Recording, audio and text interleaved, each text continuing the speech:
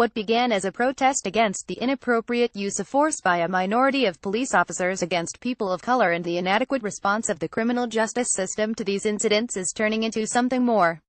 On August 26, 2016, San Francisco 49ers quarterback Colin Kaepernick sat while the national anthem was played prior to a preseason game against the Green Bay Packers. Kaepernick later modified his protest by kneeling on one knee instead of sitting while the anthem was played.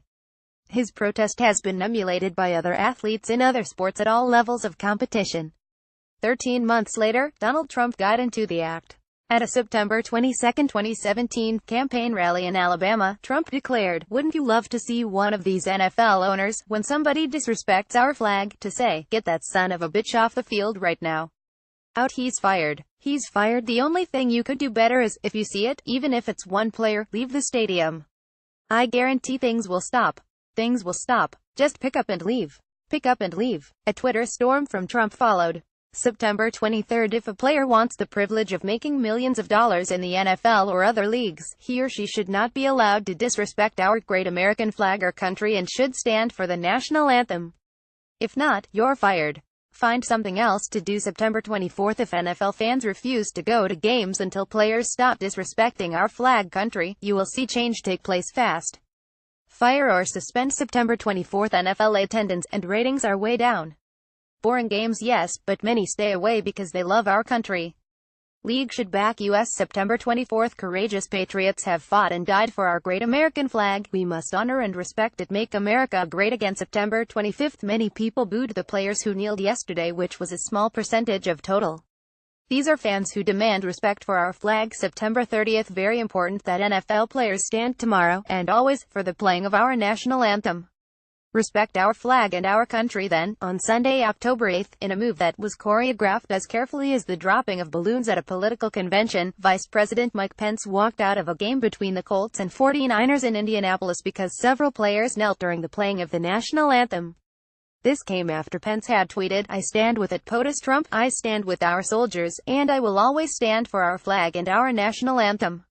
Thereafter, Dallas Cowboys owner Jerry Jones poured more fuel on the fire, warning his players, "If you do not honor and stand for the flag in the way that a lot of our fans feel that you should, then you won't play." Here I should note that I haven't heard Jones complain about fans who start shouting halfway through the anthem. Does it bother him when, around the time the anthem gets to Rockets' red glare, fans are screaming, "Go, Cowboys Fing, go" for NFL players who choose to kneel? The primary issue is still the inappropriate use of police force and other matters of concern to the minority community. Trump, on the other hand, is seeking to frame the issue in terms of whether or not the players support country, flag, and American troops who are fighting overseas. His comments bring to mind the thoughts of Samuel Johnson, who proclaimed, "Patriotism is the last refuge of a scoundrel." Still, Trump's message resonates with his base, particularly among those of his supporters who don't like black people and see the protest as being driven by ungrateful African Americans who don't appreciate the opportunity they've been given to play in the NFL. At this point, I should make clear my feelings toward Donald Trump. I think he's a crude, vulgar, mentally unstable narcissist with fascist tendencies. I love this country as much as he does, probably more. I have enormous respect for the democratic institutions that have made America great. I don't need lessons in patriotism from a man who says that the neo-Nazis and torch-carrying white supremacists who marched in Charlottesville included some very fine people. When the kneel-downs began last year, I didn't think the tactic was well chosen. I agreed with Jim Brown, one of the greatest football players ever and an outspoken civil rights activist, who said, "I would not challenge our flag. I would not do anything that has to do with disrespecting the flag or the national anthem. I don't think it's appropriate." Like Brown, I believe that we need more unifying symbols in this country, not fewer. And the national anthem, like the flag, has the potential to be one of these symbols. As for the effectiveness of the protest, I felt then, and still feel, that the chosen means of protest allow people like Donald Trump to frame the debate on their terms and avoid confronting the underlying issues. Rather than reject what the American flag stands for, we should be challenging people to live up to the ideals that the flag is supposed to represent. As for whether or not NFL players have a First Amendment right and other standing to protest in this manner, we're looking at issues of law, power, and the difference between right and wrong.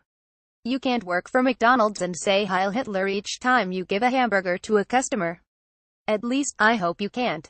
If the NBA can fine Kobe Bryant for calling a fan a faggot and force Donald Sterling to sell the Los Angeles Clippers because of his racist remarks, I assume there are circumstances under which a sports league can legally penalize players for disrespecting the American flag. Suppose Jerry Jones says to Dallas Cowboys fans, "If you don't respect the anthem, you can't come into my home." Can Jones terminate the season ticket licenses of fans who refuse to stand? And what about the media? I write about boxing and attend roughly 24 fight cards each year. Should I stand or kneel when the anthem is played? Let's start with the understanding that the media is credentialed to report on the story, not be the story. Writers who sit in the press section aren't athletes. Nor are we there as fans. We have advantages and opportunities that fans don't have.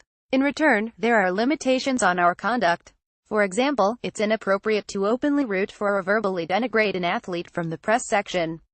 Virtually all media credentials, regardless of the sport, state on the back that the credential can be revoked for disorderly conduct or other offenses. Suppose someone wears an American flag lapel pin in the press section, no problem, right? A Black Lives Matter button seems okay. An ISIS flag lapel pin or a swastika armband were in the press section to report on the event, not to make a political statement. The private sector can't discriminate in most instances on the basis of race, religion, age, or sexual orientation. If Jerry Jones announced that he was banning people of color, Jews, Muslims, and members of the LGBTQ community from the press section, he'd be violating the law. But the private sector is allowed to limit free speech in ways that the government can't. Want an example? ESPN disciplined Curt Schilling to the delight of the political left and Jemele Hill to the delight of the political right for expressing their political views on social media. The sports editors at 3 major newspapers offer differing views as to whether reporters on assignment at a sports event should be required to stand when the national anthem is played. New York Times sports editor Jason Stallman says that the Times doesn't have a policy governing the issue and that it's left to the conscience of each reporter. Asked what he anticipates the position of the Times would be if a reporter's credential were taken away because he or she chose to not stand for the anthem, Stallman declined comment because it's a hypothetical question. Like the Times, the Boston Globe doesn't have a policy that's specific to the national anthem. But Globe sports editor Joseph Sullivan says, "We do have a policy for reporters that has been in place for more than a decade. Our reporters are not allowed to take a public stance on elections or other political issues. They have to remain neutral. In this instance, I think that would mean standing. The reader comes first. If you're a reporter for the Globe, your job on this given day is to report on the game. You have to put your feelings aside." But Los Angeles Times sports editor Angel Rodriguez has a different perspective. "The LA Times does not have a policy on it," Rodriguez states. "And it has never really come up here. If we needed a policy, mine would be, I would leave it up to the individual to make a decision to stand or not for the anthem. If they had a political reason to not stand, I'd be fine with them sitting. If they wanted that time to sit and tweet, then I'd ask them to be respectful and stand. My parents are Cuban and fled Fidel Castro and his revolution in the 60s over restrictions on personal freedoms," Rodriguez continues. "So individual rights are important to me as they've had a direct impact in my life. My father was a political prisoner who was viewed as a counter-revolutionary because his views were different than what that government imposed on its people. I am always fearful whenever a government looks to restrict individual choice. If one of my reporters decided they did not want to stand for the anthem because of political reasons, I would support them 100%. It is why my parents are in this country. I will stand and honor the anthem and the flag because this country has given me opportunities I would never have in Cuba.